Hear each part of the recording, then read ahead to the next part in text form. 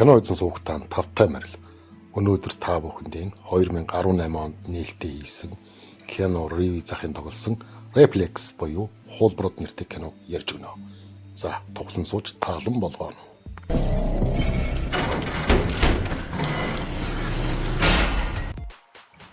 Өнөөдрийн манай хамтран ажиллагч Цэцэн AI баялаа. Хэрвээ та ажил хичээлийн ямар нэгэн бүтээлээ дуу оруулж амжихгүй байгавал зүгээр л Цэцэн AI даатга. 50 гаруй амьд дуу болоо байгаа шүү. Таны ажлыг зүгээр л бодит болгоно. За тэгэхээр доор утсаар холбогдож Цэцэн AI-тай холбогдоорой. Окей. Puerto Rico'д үед ажиллагаа явуулдаг Arecibo нэртэй хувийн амгаах ухааны компани нэгэн цагт хүн төрлөختний түүхэнд боломжгүй гэж тооцогдож байсан хамгийн зоригтой алхмыг хийхийг оролдож байлаа. Энэ бол нас барсан хүмүүсийн ухамсарыг роботын бие рүү шилжүүлэх явдал юм. Үүнд хүрэхийн тулд тэд дэлхийн хамгийн суут, цогц сэтгэлгээтэй эрдэмтдийг цуглуулсны дотор авиаслаг биологч Уилл Фостер багтжээ. Компанийн удирдлагуудын зүгээс үр дүн гаргахыг шаардсан байнгын дарамт ирдэгч ухамсарын шилжигттэй холбоотой ноцтой сорилтууд тэднийг мухардалд оруулсаар байв. Уилл өөрөө энэхүү нууцыг тайлахад туйлын ойрхон ирсэн гэж үзээд судалгаагаа дуусгах бага зэрэг хугацаа нэмж өгөхийг хүсдэгч компанийн захирал Джон Спага маш чангаар шахаж хугацаа ардахыг зөвшөөрөхгүй байлаа. Эрдэмтдийн өглөө бүр дайнд ам өргөцсөн цэргийн цогцос лабораторид ирснээр эхэлнэ. Тэрхүү цогцос ирээд ердөө 7 цаг л болж байгаа бөгөөд хэд хэдэн нарийн шинжилгээ хийсний эцэст эрдэмтэд мас барсан цэргийн мэдрэлгийн өгөгдөл дурсамжуудыг татаж авах боломжтой хүртээмжтэй хэвээр байгааг илрүүлдэг. Биологийн салбарт агуу нээлт хийн гэж найдаж, уял цэргийн тархинаас шууд өгөгдлийг татаж авахыг тушаана. Энэхүү нарийн үйл явцад нүд рүү зүү хатгаж мэдээлэл авдаг тусгай аимшигт төхөөрөмжийг ашигладаг байв. Нас барагчийн дурсамж, амьдралын туршлага, сэтгэл хөдлөл зэрэг бүхий л өгөгдлийг татаж авсны дараа уял тэрхүү ухамсарыг дахин сэргээн амжуулахад бэлтгэж программа тохируулна. Ингээд бэлэн болсон өгөгдлийг тусгайлан бэлдсэн 34 5 дугаартай роботын бие рүү шилжүүлж, роботын хиймэл оюун ухааныг идэвхжүүлдэг. Үе шат бүрийг сайтар шалгасны эцэст уял багийнханда роботыг асааж, шилжилт амжилттай болсон эсхийг шалгах заавар өгнө. Сэргээн амжуулсан цэрэг ажилдаж эхлэхэд уял түүнээс хэдэн асуулт асууж, ухамсарыг нь шалгахыг оролдох боловч өнөөх цэргийн анхаарал огт өөр зүйл дээр төвлөрнө. Тэрээр өөрийгөө яг хэн бэ? Энэ хүүтэн роботын төмөр биед хэрхэн орж ирснээ мэдхийг шаардаж эхэлнэ. Төөрөгдөж, уурдаж бухимдсан цэрэг маш цочромтгой болж, хэнийг ч сонсохоо болно. Нэгэн мөчөд цэрэг өөрийн ухаан санааг шууд удирдахаа болж, шилжүүлсэн ухамсараа биеийн гаднын биед хэмээн хүчтэй татгалзаж эхэлдэг. Тэрээр бодит байдлыг хүлээн зөвшөөрч чадалгүй, галзуурч, өөрийгөө устгахыг оролдоно. Бие болон нүрээ бүрхсэн төмөр хавтангуудыг гараараа зэрлэгээр уурж хаяж эхэлнэ. Их хэмжээний эвдрэл гарсан тул роботын системийг компьютерээр алсаас унтраах ямар ч боломжгүй болж, уял арга баран туршилтыг өөрийн гараар механикаар зогсооход хүрнэ. Ингээд уял түүний туслах эд болон захирал Джонс нар дахин нэг удаа бүтлгүүдэж урам нь хугардаг. Хэдийгээр төр зүрийн бүтгэгүүтэд байсан ч уял үүнийг маш том ахиц нээлт гэж үзэж байлаа. Учир нь өмнөх туршилтуудад шилжүүлсэн ухамсар огт ярьж чаддаггүй. Зөвхөн хүний сул дорой цувраа төдий байсан бол энэ удаагийнх хамаагүй амьд илүү мэдэгдэхүй зүрдэн үзүүлсэн юм. Гэвч уял ухамсарын шилжилтийг яг таг төгс болгоход асар том сорилтууд тулгарсаар байв. Тэрээр асуудлын шийдлийг олж, эцсийн үр дүн гаргахын тулд захирлаасаа нэмэлт хугацаа гуйна. Харин Джонс үүнд эргэлзэж байлаа. Хэрв тэд эх хэдэн сарын дотор бүрэн ажиллагаатай амьд дээжийг бэлэн болгож чадахгүй бол толгой компани болох Байонийн энэ төслийг бүрэмсэн хааж магадгүй байв. Дахин нэг бүтлгүүтэж хүнд өдрийг өнгөрүүлсэн уял. Амралтын өдрүүдээ гэр бүлийнхэнтэйгээ өнгөрүүлэхээр гэртээ буцаж ирнэ. Түүнийг хайртай эхнэр Мон, ууган охин Софи, хүүмэт болон отхон охин Зоe нар нь хүлээж байлаа. Хэсэг хугацааны дараа түүний туслах эд тэдний завны түлхүүрийг авчирж өгснөөр гэр бүлэрээ далайд гарч цагийг сайхан өнгөрүүлэх боломж бүрдэнэ. Оройн уял өөрийн ажлын явцыг ярих үед Мона түүнийг эрс эсэргүүцэж эргэлдэж байгаагаа хэлнэ. Мэргэжлийн эмч хүний хувьд Мона нөхрийнхөө хийж буй ажлыг ёс зүйн хил хязгаар, байгалийн хуулийг бүдүүлгээр зөрчиж байна гэж үзэж байв. Түүний бодлоор хүний ухамсарыг өөр зүйл рүү шилжүүлэх нь туйлын боломжгүй бөгөөд хүн ба түүний тарих гэдэг бол зөвхөн програмчлсан өгөгдөл мэдээллээс хамаагүй илүү агуу дахин давтагдшгүй зүйл байлаа. Харин уйл үүнийг эрс үгүйсгэж хүний хайр сэтгэл хүртэл шинжлэх ухааны үүднээс ердөөд тархинд явагдаж буй химийн процесс хэлбэрээр тайлбарлагдаж болно гэдэгт бат итгэдэг байв. Хүний мэдрэмж, сэтгэл хөдлөл, бусад бүх чанаруудыг хуулбарлаж, компьютерт дахин бүтээж болно. Энэ бол ердөөд зөв онцгоны хариуг олохтой адил зүйл. Хэмээн тэрээр биологичийн төдийгүй программист хүнийхээ чадварыг бахархан ярина. Ажил амьдралын их дарамтаас төр чулуу холдож, амархыг хүссэн уйл гэр бүлээ дагуулна, усан зогсоол руу хөдлөнө. Гэвч замд гарсан даруйд аимшигт хүчтэй аадар бороо орж, замын харагдах орчин бараг тэг болж буурна. Гэнэт замын уртад ачааны машин гарч ирж, тэд мөргөлтхийн даваан дээр уйл жолоогоо огцом дарна, арай ядан зайлж чадна. Хамгийн муу зүйл ард хоцорлоо гэж бодтол ердөө 1 минутын дараа хүчтэй шуурганд замын хажуугийн авраг мод хугарна. Тэдний машин дээр шууд унаж орхино. Модны хурц хугархаа хэсэг машины цонхыг нэвтлэн Моногийн хэвлийг цолж түүнийг газар дээр нь амь насаас нь салгана. Цочирдсан уйл ухаан санаагаа алдаж жолоогоо хянаж чадлагүй машин нь замын төмөр хашлага мөргөн хаднаас шидэгдэж доор байх жижиг усан сан руу унана. Хэдэн минутын дараа уйл арай гэж ухаан ортол машин нь хэсэгчлэн усанд живсэн байлаа. Хажууд нь эхнэр Мон нь аль хэдийн амьсгал хураажээ. Гэвч үүнээс ч илүү аимшигтай нь машины ард сууж байсан Софи, Мэт, Зоинар усанд автаж бацаад живж үхсэн байв.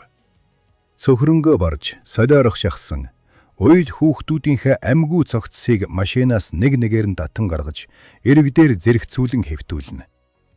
Нас барсан хайртай хүмүүсээ хараад энэ хүү аимшигт гарцыг хүлээн зөвсөөрч чадаагүй тэрээр маш зөрөгтэй хэрнээ галзуу шийдвэр гаргана. Цагдаа эсвэл түргэн тусламж дуудахын оронд тэрээр өөрийн туслах эдрүү залгаж тоног төхөөрөмжөө аваад даруй ирэхийг шаарддаг. Эд ослын газар тэрээд эрэг дээр зэрэгцэн хэвтэх 4 амьгүй цогцсыг хараад гүн цочролд орно. Тэрээр уйллыг нэн даруй эрх бүхий байгууллагад мэдэгдэж ослыг мэдээлхийг ятгах боловч уйл ухаангүй мэт татгалзсан. Уйл өөрийн гэр бүлийнхний тарих хэвийн ажиллагаатай үхэж амжаагүй байгаа тул тэднийг аврах боломжтойг ухаарсан байр. Компанийн тусгай тоног төхөөрөмжийг ашиглан тэд эхнэр хүүхдүүдийнх нь ухамсарыг газар дээр нь сканердэж өгөгдлийг нь санах он картууд дээр шилжүүлж авдаг. Дараа нь тэд боломжгүй зүйлийг хийхээр нас барагсдыг дахин амьдруулахаар лаборатори руу явна. Уйл тэдний ухамсарыг зөвхөн төмөр робот руу шилжүүлэхийг хүссэнгүй. Тэрээр тэдний клон биеийг бүтээхээр шийджээ. Эд клончлалын чиглэлээр олон жил ажилласан бөгөөд биологийн материалыг богино хугацаанд ургуулах тусгай куб капсулууд түүнд байв. Гэвч үүнд эргэлзэж амжилт олох боломж бараг тэг гэж үзэж байлаа. Олон жилийн турш түүний гаргасан хамгийн сайн үр дүн бол харах. Яст мэлхийг клончлох байсан ч тэдгээр нь бүгд мэдрэлийн системийн гажиг төрөлхийн өвчтөд төрж маш хурдан үхэж байсан юм. Амьдралынхаа хамгийн муу зүйлтэй хിവэрэ нүүр тулсан Уйл энэхүү эрсдэлтэй ажлыг эхлүүлнэ. Үр дүн нь төгс бус байж болохыг мэдсэн ч тэрээр хамаг амьдралаараа мөрий тавихад бэлэн байв. Амжилттай клончлол нь зөвхөн ухаан санаагүй, хоосон амьд бүрхүүлүүдийг л бий болгоно. Гэвч Уйл өөрийн боловсруулсан ухамсарын шилжилтийг клоны амьд биетэй хослуулснаар жинхэнэ хүнийг дахин бүтээж чадна гэдэгтээ бат итгэлтэй байлаа. Тэдний биеийг капсул дотор бүрэн ургуулахад яг 17 хоног шаардлагатай. Энэ хугацаанд уйд хүний ухамсарыг амьд биед шилжүүлэхэд гардаг өнөөх хямрал, доволдлыг шийдэх алгоритмыг олж харах ёстой байв. Лабораторийн зарим хэрэгцээт тоног төхөөрөмжийг нууцаар авсны дараа Уйл гэртээ буцаж ирээд эдээс эхнэр хүүхдүүдийнхээ цогцсыг хүнд ч мэдэгдэлгүй нууж асархыг хүснэ. Тэр тэднийг оршуулж болохгүй. Хэрв хэн нэгэн олж мэдвэл бүх зүйл сүрэх байв. Хэдэн цагийн дараа эд үлдсэн тоног төхөөрөмжүүдийг ачаад Уйллийн гэрт ирнэ. Харамсалтай нь түүнд ердөө 3 ширхэг клончлалын куб капсул олдсон бөгөөд энэ нь Уйл бүх гэр бүлээ сэргээж чадахгүй хэн нэгнийг нь үрд орхих ёстой гэсэн үг байв. Одоо түүний өмнө амьдралынх нь хамгийн төвчшгүй сонголт гарч ирнэ. Хэнийг эргүүлж авчрахгүй вэ? Цаасан дээр хайртай хүмүүсийнхээ нэрийг бичиж Уйл шийдэхийг оролдсон ч зүрх нь хүрэхгүй. Тэр эдээс тусламж хүсгэд хамтрагч нь Би өөр хүний амьдралын хувь заяаг шийдэх ёс суртахууны ирэхгүй гэд татгалздаг. Ингээд сохороз сугалаа ашиглахаар шийдэж уйл нэг нэрийг сугалтад энэ нь отхон охин зүй байла. Түүний бяцхан охин дахин сэргээхдэггүй үрд үлдэхэр болов. Клончлолын үүд ажиллагааг эхлүүлэхийн өмнө эд ердөө 7 секундын цахилгааны доголдол гарвал бүх биологийн дээж үхэж төсөл нурахыг сануулна. Амьд биеийг бүрэн бүтээхэд 17 хоногийн турш тогтвортой цахилгаан эрчим хүч туйлын чухал байлаа. Хурдан бөгөөд шийдэмгий ажиллаж, уйл хэргийг өөрийн гарт авна. Тэрээр үйл явцыг сүйтгэж болзошгүй, богино хугацааны цахилгаан тасралтаас сэргийлэхийн тулд шөнөөр хөршүүдийнхээ машины батарейг хулгайлж гэртээ авчирч холбоно. Эд энэ бүхнийг эргэлзэнгүй ажиглагч зогсохдоо нэгэн логик асуултыг тавина. За яах вэ? Бид зооёг үлдээлээ гэж бодоход түүний тухай хүн бүрийн дурсамжийг яах вэ? Уйл үүнд прагматик боловч аимшигтай шийдлийг хэлнэ. Тэрээр Мона, Мэт, Софи нарын татаж авсан ухамсар дурсамжид шууд мис засал хийж, зооёгийн тухай бүхий л дурсамжийг устгахаар шийджээ. Өөртөөгөө ганцаараа үлдэхтэй Уйл гэр бүлээ ямар ч хүнээр хамаагүй амьд үлдээхийн тулд юу ч хийхэд бэлэн байгаагаа ухаарна. Хэрв зорилгодоо хүрчил байвал тэрээр шинжлэх ухааны ёс зүй, байгалийн хуулийг уландаа гიშгэхэд бэлэн байв. Тусгай виртуал төхөөрөмж ашиглан тэрээр нас барсан эхнэр хүүхдүүдийнхээ дурсамжийн гүн рүү шомбож, бяцхан зооёгийн оролцсон баяртай, жаргалтай хорон бүрийг сайтар устгаж эхэлнэ. Охиныхын тухай бодол, гэрэлтсэн дүр төрх түүнийг галзууруулах төхөж, нулимсаа арай ядан төвчих боловч сэргэж ирэх ухамсарт ямар нэгэн зөрчил үүсэхгүй тулд охиныхоо бүх ул мөрийг арилгах ёстойгоо тэр сайн мэдэж байлаа. Хэдэн өдрийн дараа уйллын гэрийн үүдэнд гинт цагдаа ярина. Сандарч айсан тэрээр өөрийнх нь хууж бус туршилтыг мэдчихэж гэж эмээсэн ч аз болоход цагдаа нар ердөө хулгайлагдсан машины батарейнуудыг хайж шалгаж яваа нь тэр байв. Үүний зэрэгцээ компани дээр захирал Джонс уйллын ажилдаа ирэхгүй байгааг анзаарч эрдэмтдээс нэн даруй үр дүн шаардаж эхэлнэ. Тэр уйллыг офис дээр яаралтай ирэхийг тушаахад туслах эд түүний өмнөөс худал хэлж уйллыг хүнд өгчтэй хэвтэж байгаа хэмээн хацаарлана. Ажлаа болон бүх зүйлээ алдахаас айсан Уйл офис руу явахдаа эдээс капсулуудын дэрэгдээс алхамж холдохгүй байхыг гуйна. Хэрв компани тэднийг сэжигдвэл тоног төхөөрөмжөө хурааж клончлолын төслийг бүрмөсөн зогсоох аюултай байв. Удалгүй Уйллыг гэртээ ирэхэд хүү Мэтийнхэн сургуулийн багш үүдэнд нь хүлээж байв. Мэт олон хоног хичээлдээ яваагүй тул багш нь санаа зовж зүгээр эсхийг нь шалгахаар ирсэн нь энэ байлаа. Эд Уйлд хандан Мона, Софи, Мэтнер зөвхөн энэ гэрийн дотор биш, гадаад ертөнцид өөрийн гэсэн амьдралтай, найз нөхөд, хамт олонтой байсан тул тэдний алга болсныг нийгэм анзаарахгүй өнгөрнө гэж байхгүйг сануулна. Уйл хэрв ямар нэгэн арга хэмжээ авахгүй бол баригдах нь цаг хугацааны асуудал гэдгийг мэдэж байв. Тэдний байхгүй байгааг далдахын тулд тэрээр нас барсан эхнэр хүүхдүүдийнхээ гар утаснуудыг асаана. Ингээд тэдний нэрийн өмнөөс сургууль, ажил руу нь өвчтөй байгаа гэсэн зурвас бичиж, ууган охиных нараас гүйдэг залуугийн хайрын зурвасыг няцааж, хүүхдүүдээ гэрээр сурахаар шилжсэн гэж худлаа хэлж, Мэтийн найзуудад түүнийг муу зан гаргасан тул гэрийн хорионд байгаа хэмээн мессеж илгэн бүгдийг хуурна. Үүний зэрэгцээ лабораторид 34 5 дугаартай робот дээр техникийн засвар хийгдэж, шинэ хандурдагчийн ухамсарыг хүлээж авахар бэлдэж байв. Уйл ухамсарын ширжилтийн үед гардаг өнөөх системийн хямралыг шийдвэрлэх гэж зөвхөрсөн амжилтгүй оролдлогуудаа үргэлжлүүлсээр байлаа. Түүний туршсан алгоритм бүр нурж, хугацаач дуусахад ойрхон болно. Удалгүй капсул дотор Мона, Софи, Мэт нарын шинэ амьд бие бүрэн бүрэлдэж дуусна. Уйл тэднийг хараад гайхамшиг болон айдас зэрэгцсэн цочролд орно. Яг 17 хоногийн дараа эд клонуудыг сэрээж капсулаас гаргахаар ирнэ. Уйл нэмэлт хугацаа өгөхийг хүсэх боловч эд биологийн үйл явцыг зогсоох боломжгүй гэдгийг хэлнэ. Хэрв тэднийг капсул дотор нь хэтэрхий удаан байлгавал бие нь хурдацтай хөгшөрч, ердөө 7 хоногийн дотор уйллын хүүхдүүд ааваасаач ахмад настай харагдах аюултай байв. Арга барсан Уйл аимшигтай боловч үр дүнтэй нэгэн зал зохионо. Мона, Мэт, Софи нарыг капсулаас гаргамагц тэрээр тэдэнд хүчтэй нойр суулгах эм тарж орхино. Энэ нь түүнд асуудлын шийдлийг олох хэд хоногийн хугацааг хожиж өгөх бөгөөд тэднийг дусаагаараар амьд байлгана. Уйл өмнөх нас барсан цэрэгтэй хийсэн ярианыхаа бичлэгийг дахин ухаж үзнэ.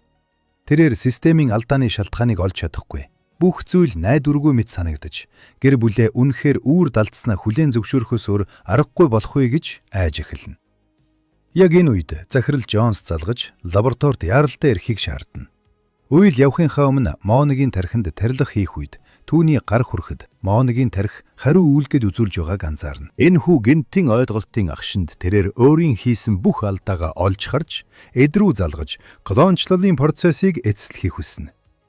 Тархины хариу үйлдэл, рефлексийг эдэд харууланга Уйл өмнөх туршилтууд яагаад дандаа бүтлгүүтэж байсныг нууцыг тайлбарлана.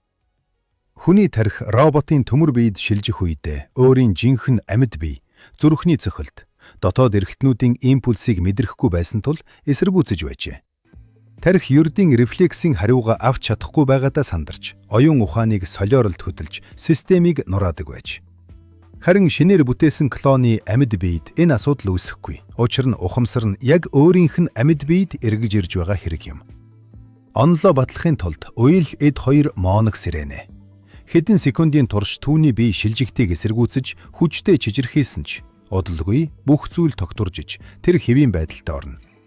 Тэд шинжлэх ухааны түүхэнд хамгийн агуу нээлтийг хийснээ ухаарч Даруйсов, Мэт нарыг ч мөн адил амьдруулдаг. Тэднийг хэвийн амьдралд нь оруулахын өмнө Уйл эхнэр хүүхдүүдэд дахин нойрсуулах эмийн том өгнө. Энэ нь гэрт байгаа туршилтын бүх ул мөр, тусаагуур, эмнэлгийн тоног төхөөрөмжгээд асуулт үүсгэж болох бүх зүйлийг цэвэрлэж арилгахад зайлшгүй шаардлагатай байв. Мөн тэрээр отхон охин зооёгийн ээлдэгдэл нотлох баримтуудыг устгах ёстой байлаа. Охин дахин байхгүй учраас түүний зураг, эд зүйлс, гэр бүлийнхний дунд том асуулт, сэтгцийн зөрчил үүсгэх байв. Уйл охиныхоо баг байхдаа ахуулсан бүх гэрэл зургуудыг арилгаж, товлоом, эд зүйлсийг нь хаяж, хүүхдийн шатлагдсан орны шатыг буулгаж авна. Хамгийн сүүлчийн даалгавар бол далд тогооны ширээн дээрх зургийг устгах явдал байсан бөгөөд яг энэ мөчид түүний төвчээр алдагдаж нулимс тусхан сөхөрнө. Учир нь энэ дэлхий дээр бяцхан зооёг санах, түүнийг хайрлах цорын ганц хүн нь зөвхөн тэр өөрөө л үлдэж байгаа юм. Маргааш өглөө нь Уйл сэрээд эхнэрээ хажуудаа байхгүйг олж мэднэ. Сандарч айсан тэрээр гал тогоо руу гүйж очтол Мон, Мэт, Софинер явл юу ч бодоогүй мэт бүрэн хэвийн ашиглаж өгзөөний цайгаа ууж байхыг хараад тайвширна. Энэ нь баг зэрэг хачин санагдахч гэр бүл нь амьд байгаа нь түүнд хамгийн том бэлэг байлаа. Хожим нь Мон гадаа зугаалж явахдаа дотор нь ямар нэгэн хачин мэдрэмж төрж тархин дотоод эргэтнүүдээ бүрэн мэдрэхгүй гадны биет мэт татгалзах гээд байгааг мэдэрнэ. Үүний зэрэгцээ хүүхдүүд маш их хөлсөж сүүлийн хэдэн өдрийн талаар асуулт тавьж эхэлнэ. Тэд завны аягэл сургууль дээр юу болсон, найзуудтайгаа хэрхэн цагийг өнгөрүүлснээ огт санахгүй байв. Уйл тэдний утаснуудыг нуусан ч асуултууд ундран гарсаар байлаа. Мона хүртэл саяхан худалдаж авснаа тодорхой санаж байгаа муудсан сүүний тухай жижиг деталийг асууж түүнийг сандаргана. Гэрт үүсэд байсан энэхүү хачин уур амьсгалыг эдийн удасны дуудлага таслана. Хамтрагч нь Уйлыг өөр нэгэн туршилт хийхээр компани дээр яралтай эрхийг шаардсан нь энэ байв. Тэд дахин нэг ам үрэгдсэн цэргийн цогцос хүлээн авсан бөгөөд ухамсарыг нь робот руу шилжүүлэх даалгавар өгөгдөжээ. Хэрэв үүнийг хийж чадахгүй бол компани харагдах байв. Уйл офис дээр ирж хандивлагчийг шалгатал цэргийн тархи 50% гэмтсэн байсан тул ухамсарыг шилжүүлэх нь ямар ч утгагүй. Туршилт шууд бүтлгүүтгэр байлаа. Тархи өхөдсөн тул дараагийн хандивлагчийг хүлээхээс өөр аргагүй болсон нь Джонс болон Уилийн хооронд том зөрчил үүсгэнэ. Хугацаа маш богино. Үр дүнг нэн даруй шаардаж байсан тул Уил салхам хийхээр шийдэж, шаардлагатай танаг төхөөрөмжийг шүүрэн авч угаазгын өрөөнд төгж үйдэнэ. Тэрээр Джонсоос нуугдам өөрийн ухамсарыг татаж авахар дуулга өмснө. Эрдэмтэн Эрен нь ухамсарын шилжилтийн хямралыг бүрэмсэн шийднэ гэдэгт итгэлтэй байлаа. Учир нь тэрээр робот дотор үндсэндээ өөрийнхөө ухамсартай ярилцаж, түүний төлөв байдал хэвийн гэдэгт роботын тархийг үнэмшүүлж чадна гэж тооцжээ. Тэр орой Уил өөрийн ухамсар биедан амьдарч, хэвийн ажиллаж чадах шинэ алгоритмыг боловсруулж дуусгана. Түүнийг ажлаас нь сарниулсан ганц зүйл бол ууган охин Софих нь айсан хашгиран байв. Хар дарсан зүүднээс сэрсэн Софи машины осол болон ээжийнхээ үхлийг хараас дутуу санаж байсан ч Уил түүнийг өрдөөл зүүд байсан хэмээн тайвшруулна. Дурсамжийн цуурай охиныг нь зовоож байгааг мэдсэн тэрээр илүүдэл мэдээллийг бүрмсэн арилгахын тулд өнөөх виртуал төхөөрөмжийг охиныхоо тархинд дахин холбоно. Мона энэ бүхнийг дэрвдээс нь гэрчилж нөхрөө хүүхдүүд дээр хачин туршилт хийж байна хэмээн сэжиглэж эхэлнэ. Том дуулайн үр дагавраас зайлсхийхийн тулд уйл цөхөрсөн алхам хийж их мэртээ бүх үннийг хэлнэ. Тэд бүгд ослоор өгсөн боловч тэрээр тэднийг колоничлалын тусламжтайгаар дахин амьдруулсан гэдгээ хүлээн зөвшөөрнө. Тэд анхны биетэйгээ биш ч гэсэн үнэн хэрэгтээ жинхэнэ хүмүүс бөгөөд түүний юу ч хийхэд бэлэн хайртай гэр бүл нь хэвээрээ гэдгийг хэлдэг. Гайхалтай нь Мона үүнийг маш тайван ухаалгаар хүлээн авсан бөгөөд магадгүй тэр өөрөө ч бүтэн хүн биш гэдгээ аль хэдий дотроо сэжиглэж байсан мэт харагдана. Хэдэн өдрийн дараа хосууд зул сарын гацуур мод худалдаж авахаар яармаг руу явна. Нэгэн мөчид Мон моддын дунд улаан даашинцтай жижигхэн охиныг олж хараад яагаад тэр дүр төрх өөрт нь маш танил, зүрхэнд нь ойрхон санагдаад байгааг ойлгож чадахгүй гайхна. Тэр өрөө гэр бүлээрээ гэртээ байхдаа шүүгэн дотроос "Зой" гэсэн нэрийг олж хараад энэ хэний нэр болохыг асууж эхэлнэ. Мөн тэд хананд зураггүй хадсан хадаас шатлагдсан орны хачин бүтэц зэрэг жижиг хачирхалтай зүйлсийг байхацгаана. Уйл энэ бүхнийг хэрхэн тайлбарлахаа мэдэхгүй мухардаж байтал хаалга хүчтэй тогшигдно. Ноён Джонс эрдэмтэнтэй түүний зөвшөөрөлгүй хийсэн хууль бус туршилтуудын талаар ярилцахаар ирсэн нь энэ байв. Джонс, Мон, Софи, Мэт нарыг клон гэдлийг аль хэдийн мэдсэн бөгөөд уйллыг энэхүү амжилттай туршилтын нууцаа компанид хүлээлгэж өгөхийг шаардна. Эс бөгөөс түүний гэр бүлийг устгах гэж сүрдүүлнэ. Үлэн хэрэгтэй. Bioningual ангаа ухааны компани биш. Харин хүний дээрх туршилтуудыг нуун дарагдуулдаг халхавч байжээ. Тэдний жинхэнэ зорилго бол хүн төрлөختнийг зэвсэг болгон ашиглаж болох бүтээгдэхүүн үйлдвэрлэх явдал байв. Жишээлбэл сууд программистын ухамсарыг компьютерийн вирус руу суулгах, эсвэл шилдэг нисгэгчийн оюун ухааныг камикадзе дронуудыг удирдахад ашиглах зэрэг байлаа. Ийм боловсруулалт нь дайнд ялах тавчирч, нийгмийг хянаж, дэлхийн шин дэг журмыг удирдах чадах тул хүмүүс үүний төлөө асар их мөнгө төлөхөд бэлэн байв. Хэрэг үл дүн хүлээлгэж өгөхгүй бол цаазаар авах ял хүлээж байлаа. Джонс бол эрдэмтэн биш, дэлхийр захирахыг хүсдэг цост хүмүүсийн гар хүлэр болсон. Үйл явцыг хянаж, үл дүн гаргах ганц зорилготой хөлсний цэрэг байв. Судалгаагаа хүлээлгэж өгсөн ч өгөөгүй ч өөрийг нь болон гэр бүлийг нь устгахыг ухаарсан уйл төрүүлж зохихоор шийднэ. Тэрээр Джонсыг хөдөлгөөнгүй болгохын тулд нойр суулгах эм хэрвэлж, дараа нь хадгалсан бүх ухамсарын өгөгдөл бүхий төхөөрөмжүүдийг тугалган цаасаар боож, богино долбооны зууханд хийн бүрэмсэм шатааж устгана. Гэр бүлээ дагуулan зүхтах үед ухаан орсон Джонс харуулуудаа тэднийг агнах тушаал өгнө. Гэхдээ цорын ганц дүрм нь эрдэмтний толгой руу буудаж болохгүй. Учир нь түүний тархины өгөгдөл тэдэнд бүтэн хэрэгтэй байлаа. Хөлсний цэргүүд клонуудын мэдрэлийн системд шууд суулгасан байдаг нууц мэдрэгч, хяналтын системийг ашиглан тэдний байршлыг тогтоон хөөж эхэлнэ. Уйл хяналтын системийг клонуудаар дамжуулан ажилуулж байгааг ухаарна. Мона өөрийн ажилдаг эмнэлэг рүү очвол энэ асуудлыг шийдэж чадна гэж хэлнэ. Хөөцөлдөөнөөс чадварлал болдож, гэр бүлээрээ эмнэлэгт нуугдаж амжина. Тэнд байгаа хяналтын мэдрэгчийг идэвхгүй болгох цорын ганц арга бол мэдрэлийн системийг хүчтэй цахилгаанаар хит ачаалах явдал байв. Үүнийг эмнэлгийн дефибриллятор төхөөрөмжөөр хамгийн амархан хийж болох байлаа. Хурдан ажиллаж, Моно охин Софи болон хүү Мэт нарт цахилгаан цочрол өгнө. Үүний дараа уйл их нэртэй мөн адил цочрол өгч, хяналтын системийг амжилттай идэвхгүй болгосноор хөлсний цэргүүд тэднийг олохоос өмнө зүхтэж чаддаг. Тэд завээр хотоос зүхтахаар бомб руу чиглэж, уйллыг төдхүүр хайж байх хооронд Джонсын хөлсний цэргүүд Мон, Мэт, Софи нарыг барьж хулгайлаад авчихдаг. Туслах хэд ажиллаа болон амиа алдахаас айсандаа машины осол, гэр бүлийн үхлээс эхлээд уйллын хийсэн клончлалын бүхий л нууцыг захиралдаа мэдээлсэн нь үүгээр тодорхой болно. Хэдэн минутын дараа уйл гэр бүлээ аврах хэлэлцээр хийхээр компани дээр өөрөө хүрэлцэн ирнэ. Тэрээр алгоритмуудын оронд гэр бүлийг нь явуулахыг санал болгосон ч Джонс 8-аас татгалзсан. Тэрээр туслах хэдийг уйллын нүдэн дээр шууд буудан цаазалж, дараа нь бусдыг нь ч бас устгахаар занал хийлнэ. Уйл тэдний амийг гуйж, Джонсын мунхгийг ашиглан өөрийн тархины өгөгдлийг хуулахыг зөвшөөрнө. Гэвч эрдэмтэн ухамсараа компанийн компьютер руу биш, харин өнөөх лабораторид байсан 34 5 дугаартай роботын бие рүү нууцаар шилжүүлж, эдвхжүүлж орхино. Уйл гэр бүлийг нь суллахыг гуйсан ч Джонс тэднийг хизээж амьд явуулах бодлого байснаа хэлж бүгдийг нь устгах тушаал өгнө. Гэвч тэдний замд ганцхан том саад гарч ирсэн нь ухамсарын шилжилтийн хямралыг амжилттай давж төмөр хүлээснээсээ мултарсан 34 5 дугаартай уйлын ухамсарт робот байлаа. Робот харуулуудын нэгийг хормын дотор сармагжуулж өөрийн бүтээгч болон түүний гэр бүлийг хамгаалахаар Джонс болон хөлсний цэргүүд рүү зэрлэгээр дайрч эхэлнэ. Бүх гэр бүлээ лабораториос гаргаж нүүлгсэний дараа уйл роботыг түр зогсоож түүнтэй ярилцахаар эргэж ирнэ. Тэрээр 34 5 дугаартай роботод уйлээс ангид бүрэн бие даасан шинэ амьд амьтан болох боломж байгааг ухамсарлуулдаг. Түүнээс гадна робот уйл үхэх гэж буй Джонсод амьд үлдэх 2 дахь боломжийг санал болгож хилэлцээр хийх бөгөөд Джонс үхэхийнхээ өмнөхөн үүнийг шууд зөвшөөрдөг. Үүнээс хойш 17 хоногийн дараа уйл хайртай гэр бүлийнхээ хамт бүхий л аимшигт сорилтуудыг амжилттай даван туулж шинэ амьдралаа эхлүүлэхээр өөр улс руу нисэж явна. Пуэрто Рикогоос явхаас өмнө Уйл компанийн өнөөх ургуулах куб капсулыг ашиглан отхон зооёгээ дахин амьдруулж гэр бүлээ бүрэн бүтэн болгож авсан байлаа.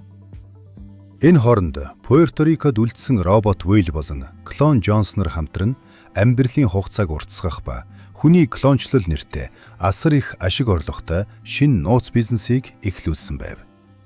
Тэд Дубайд хүрэлцэн ирж 2 дахь амьдралаа хөдөлж авахын тулд тэрбумыг төлөхөд бэлэн болсон өндөр настай хөгжлийн бэрхшээлтэй анхны баян үйлчлүүлэгчтэйгээ уулзаж байгаагаар кино дүрсдэг.